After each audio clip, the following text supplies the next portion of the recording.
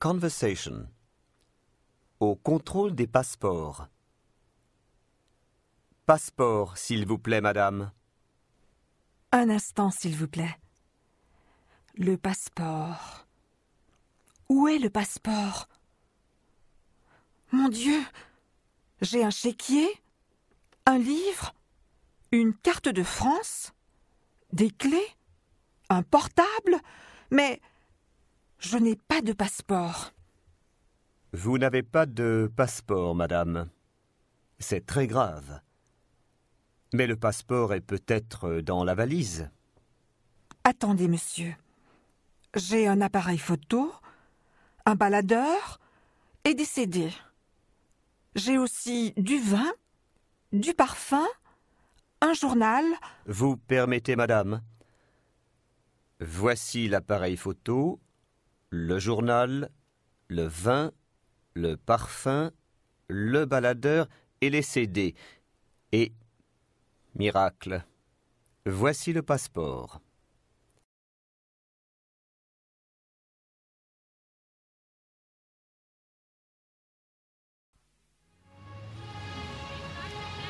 Pardon, madame, vous êtes française? Oui, je suis française. Je prépare une enquête sur les Français. J'ai 7 questions. Oui? Vous habitez à Paris? Non, j'habite à Versailles. Vous travaillez à Paris? Oui, je travaille pour une agence de publicité. Est-ce que vous voyagez beaucoup? Oui, je voyage pour affaires. Est-ce que vous parlez plusieurs langues? 2 seulement. Français et anglais. Pratiquez-vous un sport? Oui, je fais du jogging. Regardez-vous la télévision? Oui, souvent. Vous écoutez la radio? Jamais.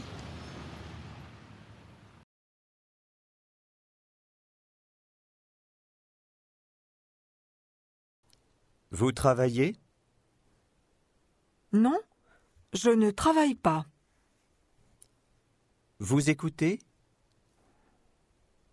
Non, je n'écoute pas. Vous avez faim? Non, je n'ai pas faim. Est-ce que vous choisissez du fromage? Non, je ne choisis jamais de fromage. Est-ce que vous téléphonez? Non, je ne téléphone jamais.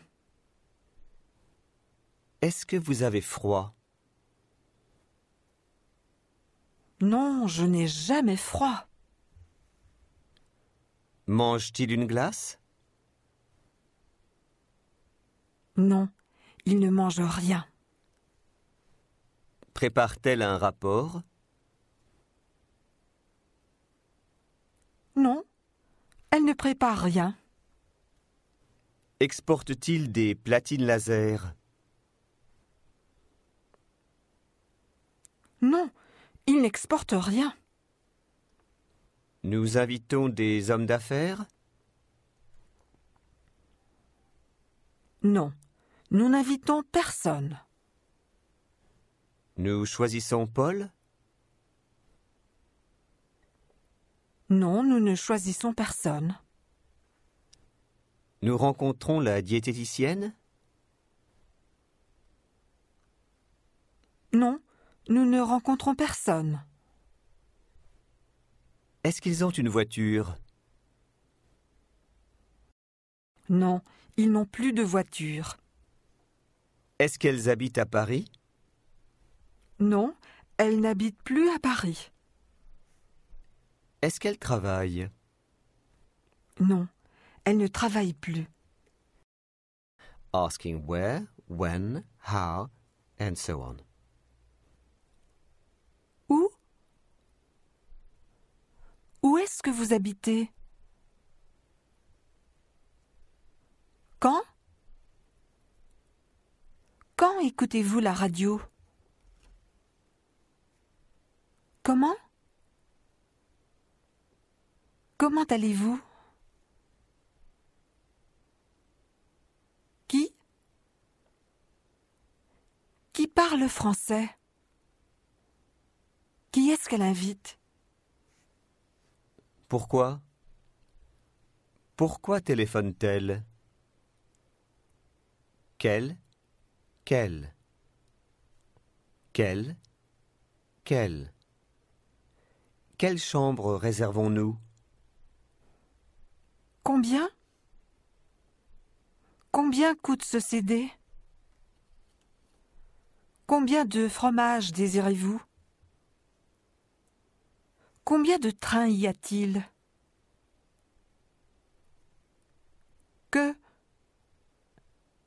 Qu'est-ce que? Que mangez-vous? Qu'est-ce que vous mangez? Conversation. Un dialogue entre un homme d'affaires et une diététicienne. Bonjour madame. Bonjour monsieur. Un petit instant s'il vous plaît. Je finis ce rapport. Bon, comment allez-vous? Je pense que je grossis. Ah, vous ne réussissez pas à maigrir? Pourquoi pas?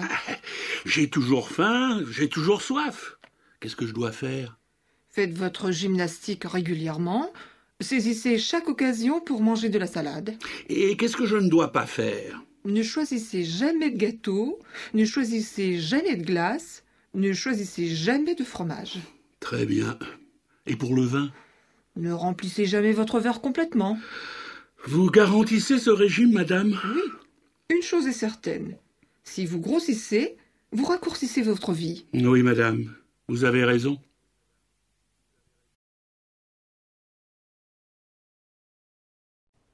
Conversation. À une agence de voyage à Londres. Une conversation entre un employé français et une cliente américaine qui habite à Londres. La cliente saisit l'occasion pour parler français. Mon mari et moi, nous désirons passer 2 semaines en France au printemps. Nous avons visité l'Italie en août, mais nous n'avons pas passé de bonnes vacances. Ah? Pourquoi pas? Nous avons trouvé la nourriture un peu indigeste. Nous avons trouvé la chaleur insupportable et nous avons dépensé beaucoup d'argent. Avez-vous l'intention de voyager en avion? Non, par le train. C'est plus agréable. Un petit instant, madame. Je consulte l'horaire de l'Eurostar. Il y a un départ à 8 heures, à 9 heures, à 10 heures, à 11 heures, etc. Il faut réserver les places à l'avance. Oui, d'accord. Départ 9 avril, retour 23 avril. Un instant, s'il vous plaît. Conversation. Une conversation entre une commerçante et un client. Bonjour madame. Il y a 2 semaines, vous m'avez vendu un répondeur automatique. Et malheureusement, il ne répond pas aux appels téléphoniques de mes amis. Je suis surprise d'apprendre cela, monsieur. Nos répondeurs sont d'excellente qualité. Avez-vous lu le mode d'emploi? Oui, je l'ai lu très attentivement. Attendez, je l'ai ici, dans ma poche. Ah, mais où est-il? Ah, je l'ai peut-être perdu. Ce n'est pas grave, monsieur. Avez-vous branché l'appareil correctement? Avez-vous mis l'appareil en marche? Avez-vous compris les explications? Oui, j'ai tout compris. J'ai tout fait correctement. J'ai même défendu à mes enfants de l'utiliser. Permettez-moi de vous répéter, monsieur, que nos produits sont d'excellente qualité. Si vous n'avez pas eu un seul message depuis 2 semaines, la seule explication possible, c'est que personne ne vous téléphone.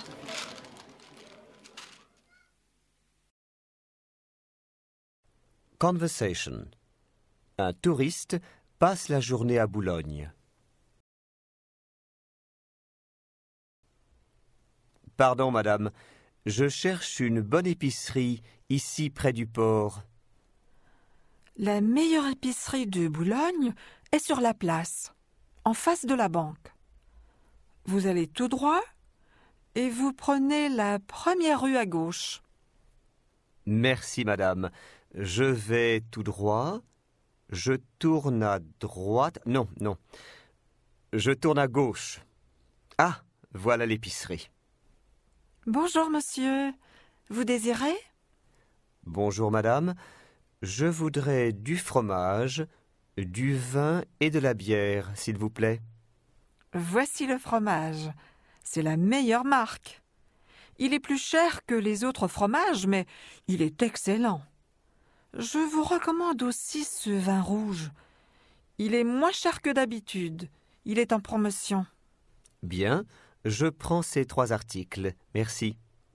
Est-ce que vous vendez aussi du pain? Non, monsieur. Pour cela, il faut aller à la boulangerie. La boulangerie est à côté du bureau de poste. Merci. Au revoir, madame. Oh, il pleut. Et il fait du vent. Attendez quelques instants. Ici à Boulogne, il fait rarement beau. Il pleut souvent et il fait toujours du vent. Oui. L'année dernière, ma femme et moi, nous sommes venus passer la journée ici. Mais il a fait si mauvais. Nous avons attendu 1 jour, 2 jours. Finalement, nous sommes restés 1 semaine à Boulogne. Conversation. Hélène prend des résolutions pour la nouvelle année. Bonjour Hélène, je suis venu vous souhaiter une bonne année. Bonjour Michel, bonne année à vous aussi. Quoi de neuf? Eh bien, j'ai décidé de changer ma vie. J'ai pris beaucoup de résolutions pour la nouvelle année. Ah, vraiment? Et quelles sont ces résolutions? Voici ma liste. 1. Je vais maigrir. 2. Je vais regarder la télévision moins souvent. 3. Je mangerai plus de légumes. 4. Je mangerai plus de fruits. 5. Je dépenserai moins d'argent en vêtements. Mon mari m'a fait aussi quelques promesses. Voici sa liste. 1. Il va boire moins de bière. 2. Il va boire plus d'eau. 3.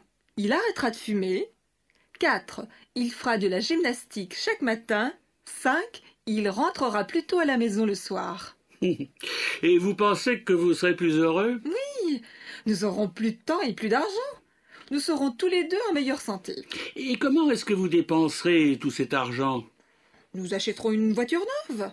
Nous voyagerons à l'étranger plus souvent. Nous irons au Japon, nous irons en Chine et aux États-Unis. Nous ferons le tour du monde. Excusez-moi, mais je dois dire que j'ai déjà entendu ça. Je l'ai entendu l'année dernière. Je ne veux pas vous décourager, mais je suis certain que vous ne ferez jamais rien. Conversation. Une visite inattendue.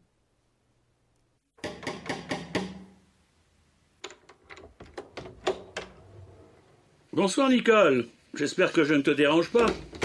Pierre, bonsoir, je pensais justement à toi. Tu n'es pas trop occupé? Non, non, j'écrivais une lettre quand tu as frappé à la porte. Ah bon? À qui est-ce que tu écrivais? Au Dupont. Les Dupont? Je les connais pas. Mais si, les Dupont sont les gens qui habitaient au-dessus de chez nous à Paris, qui voyageaient beaucoup et dont les enfants étaient si bruyants. Ah oui, oh, je ne les connaissais pas très bien. À propos, comment va ton travail? Oh, pas trop bien. Si seulement je pouvais travailler à mi-temps, ça m'arrangerait bien. Ah, qu'est-ce que tu ferais de tout ce temps libre? Oh, je peindrais, je dessinerais. Michel et moi, nous sortirions plus souvent, nous irions au cinéma, au restaurant. Je ferais du sport, j'apprendrais l'anglais, je lirais tous les livres que j'ai achetés l'année dernière, Tu ferais mieux de prendre ta retraite tout de suite. Conversation. Une veste à la mode.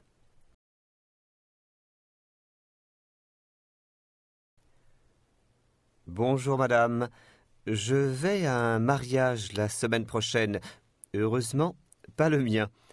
Et je voudrais acheter une veste très chic. Oui, quelle est votre taille, monsieur? Je fais du 42. Quelle couleur préférez-vous? Je veux surtout une couleur à la mode. Eh bien, j'ai cette veste-ci, en bleu marine, en pure laine, et celle-là, en gris clair. J'aurais préféré une veste comme celle que vous avez en vitrine. Elle me plaît beaucoup. Malheureusement, je n'ai plus votre taille, monsieur. Je n'ai que des petites tailles. Et celle sur le mannequin, ici dans le magasin? C'est aussi une petite taille.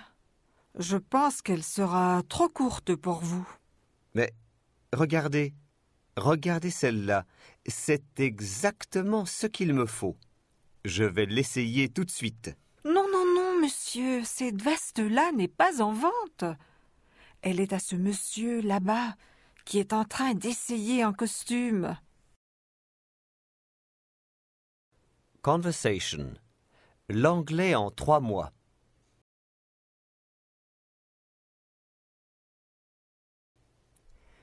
Est-ce que vous vous servez toujours de la platine laser que vous avez achetée récemment?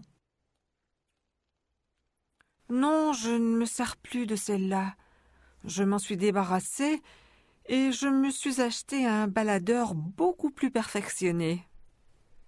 N'est-il pas difficile d'apprécier la musique avec une si petite machine? Vous vous trompez. Ce n'est pas de la musique que j'écoute. Ce sont des CD d'anglais. Je les ai achetés parce que je dois apprendre l'anglais en 3 mois. Est-ce que vous avez le temps d'écouter ces CD? Oui, bien sûr. Je les écoute le matin, lorsque je me lave, lorsque je m'habille, lorsque je me peigne, lorsque je me maquille, ce qui prend un certain temps. Mon mari écoute les CD aussi quand il se rase, quand il se lave et se brosse les dents. Le dimanche, nous aimons sortir et j'écoute encore mes CD lorsque nous nous promenons au parc et lorsque nous nous asseyons sur un banc pour nous reposer. Ce n'est pas une attitude très sociable. C'est vrai, mais si je réussis à apprendre l'anglais en 3 mois, il me sera possible d'obtenir une promotion et de voyager en Angleterre et aux États-Unis. Bon, alors bonne chance, ou comme on dit en anglais, good luck. Conversation. Le tunnel sous la Manche.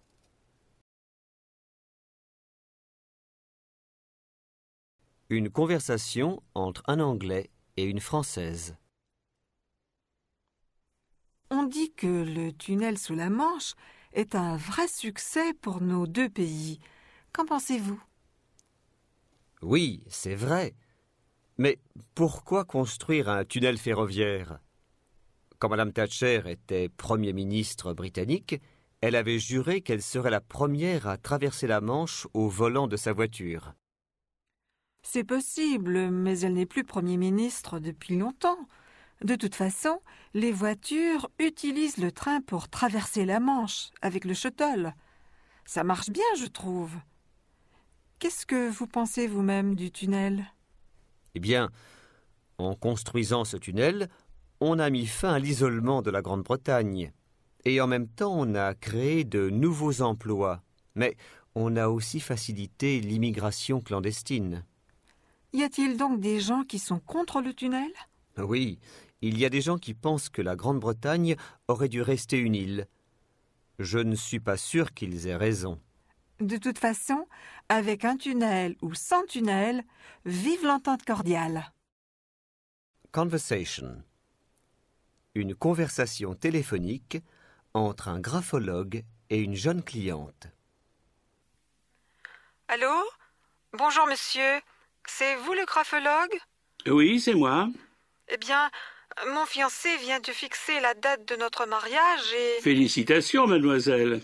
Merci. Je ne crois pas que je sois tout à fait prête pour le mariage. Alors je voudrais que vous analysiez mon écriture et aussi celle de mon fiancé pour voir si nos personnalités sont compatibles. Oui, c'est très facile. Il faut que vous m'envoyiez un échantillon de votre écriture et de celle de votre fiancé. Quelle sorte d'échantillon faut-il que je vous envoie? Je préfère que vous écriviez une lettre tout à fait ordinaire, mais il faut qu'elle soit signée. Je doute que mon fiancé soit prêt à rédiger une lettre et à la signer sans savoir pourquoi. Mais il est très important qu'il n'en connaisse pas la raison. Bon, très bien. Pour que vous puissiez arriver à une conclusion plus rapidement, est-ce qu'il faut que nous vous donnions des renseignements supplémentaires? Non, pas du tout. Vous savez, cette analyse est très importante pour moi. À moins que votre rapport ne soit favorable, il est possible que je retarde le mariage.